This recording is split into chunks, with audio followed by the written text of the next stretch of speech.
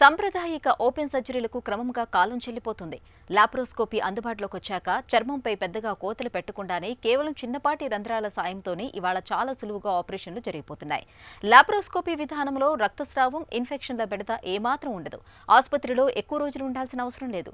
ముఖ్యంగా మహిళల్ని వేధించే గైనిక్ సమస్యల్ని సరిదిద్దడంలోనూ నేడు లాప్రోస్కోపీ విధానం బాగా ఉపయుక్తంగా ఉంటోంది. సంతాన సాఫల్యత సమస్యల్ని సైతం లాప్రోస్కోపీ పద్ధతిలోని ఇవాళ చక్కగా చికిత్స చేస్తున్నారు. లాప్రోస్కోపీ విధానంలో గైనిక్ సమస్యలకు ఎలా చికిత్స చేస్తున్నారో డాక్టర్ని అడిగి ఇప్పుడు తెలుసుకుందాం.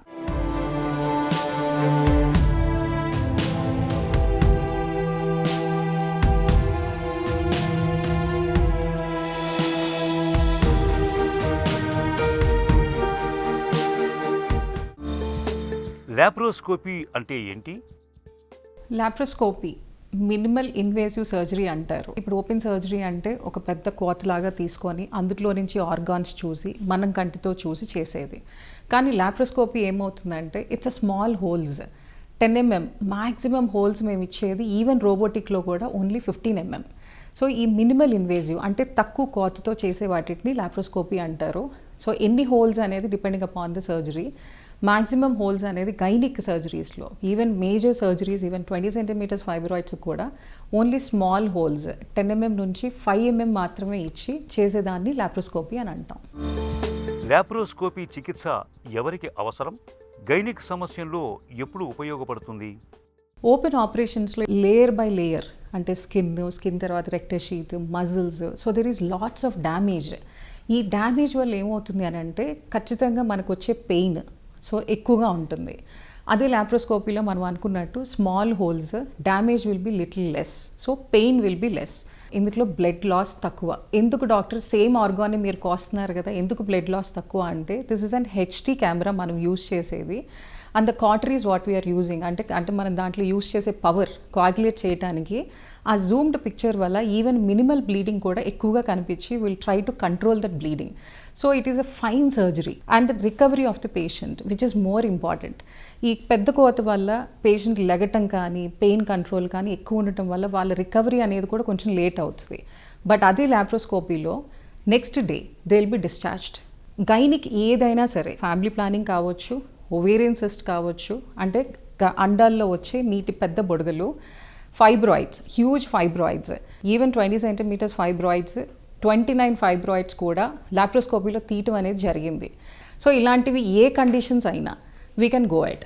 ఎండోమెట్రియాసిస్, సిస్టులు కానీ, అండ్ ఎనీ సింపుల్ సిస్ట్ దగ్గర నుంచి ఏ సిస్ట్ అయినా సరే irrespective of size we can handle. Laparoscopy చికిత్స వల్ల సంతాన సాఫల్యత అవకాశాలు పెరుగుతాయా? ఇప్పుడు ప్రతి ఇన్ఫర్టిలిటీ పేషెంట్ లాప్రోస్కోపీకి వెళ్ళాల్సిన అవసరం లేదు. But once it is required, if you go at, దాంట్లో వచ్చే అడ్వాంటేజెస్ మాత్రం చాలా బాగుంటాయి. ఎగ్జాంపుల్ చెప్పాలి అని అంటే ఇప్పుడు ఒక రెసిస్టెంట్ పీసీఓడి అంటే తెలుసు అందరికీ, ఈ రోజుల్లో చాలా కామన్ అయిపోయింది. చిన్న చిన్న నీటి బొడుగులు ఉంటాయి.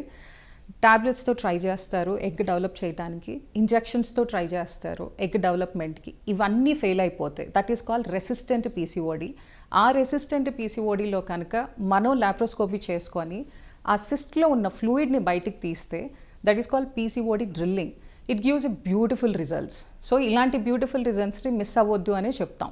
కానీ ఒక్కొక్కసారి లాప్రోస్కోపీలో లోపలికి వెళ్ళిన తర్వాత we added up few advantages. ఒకటి ట్యూబ్స్ ఎలా ఉన్నాయి, ట్యూబ్ టెస్ట్ చేస్తాం. అంటే 2 ట్యూబ్స్ ఓపెన్ ఉన్నాయా లేవా అని, అంటే ఫెలోపియన్ ట్యూబ్స్. అవి ఓపెన్ లేకపోతే ఎగ్ పికప్ అనేది జరగదు.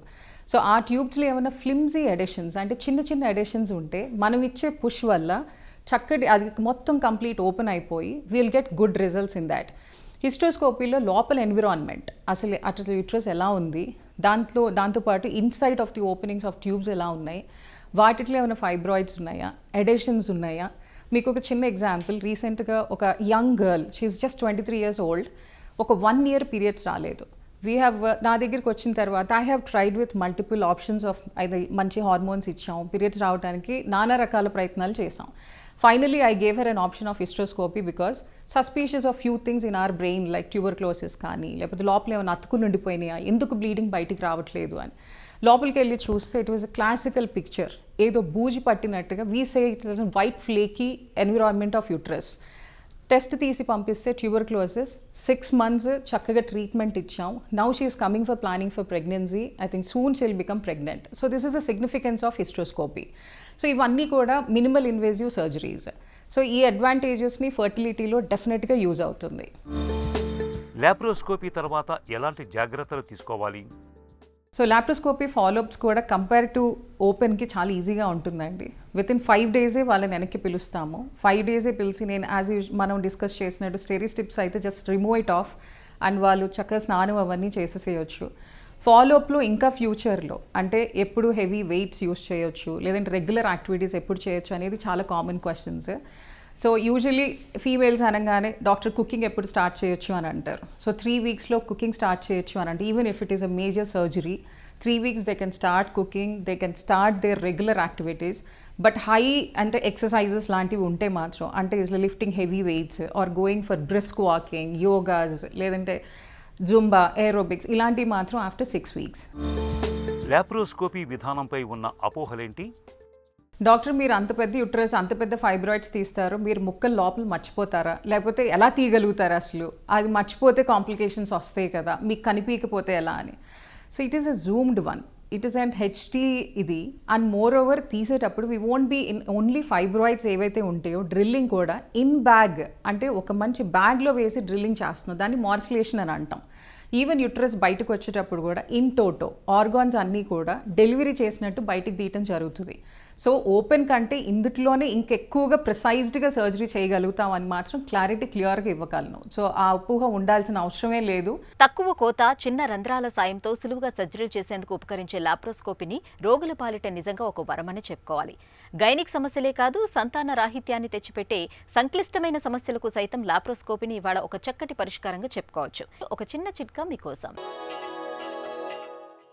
పైల్స్తో బాధపడుతున్నప్పుడు 1 టీ స్పూన్ జీలకర్ర పొడిని 1 గ్లాసు నీళ్లలో కలపండి. ఆ తర్వాత పావు గ్లాసు కషాయం మిగిలే వరకు మరిగించండి.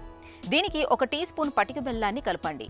ఈ కషాయాన్ని నిత్యం తీసుకుంటూ ఉంటే పైల్స్ బాధల నుంచి మంచి ఉపశమనం లభిస్తుంది.